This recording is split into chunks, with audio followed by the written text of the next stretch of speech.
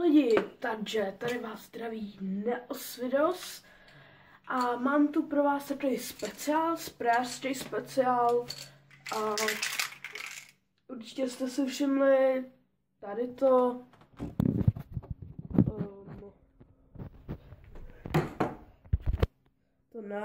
jsem taky zpravovala a dneska tady už vidíte, co jsem zpravovala tak. A dneska vám chci ukázat jako prostě jak spravuju tady to a teď budu asi spravovat grafity.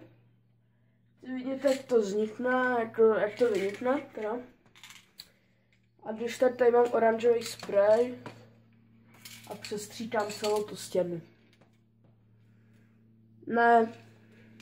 Jo, je to těžké si koupit barvu a jenom to, no.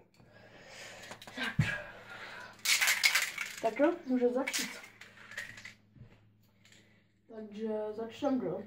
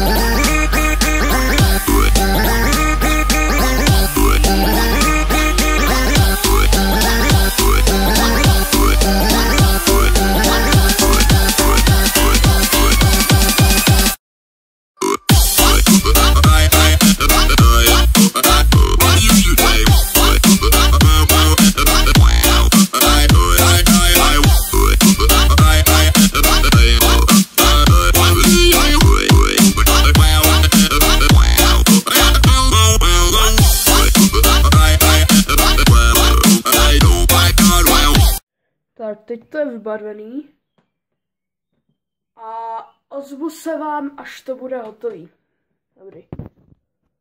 Tak jsem zpátky a takhle to vypadá. Takhle. Nic. Ale jo, jako nevypadá to tak špatně. A je to napláclý úplně k sobě. Neštve. Ještě já se vám ještě ozvu. Tak, takhle to vypadá. Tak no. Teď jsem to dělal asi ještě půl hodiny. Jsem to tady dodělal, mám úplně špinavý celý ruce. Já jsem debil, že nemám rukavice, ale to je jedno. No jo, hele, tak já se s vámi loučím. Tohle video a čau.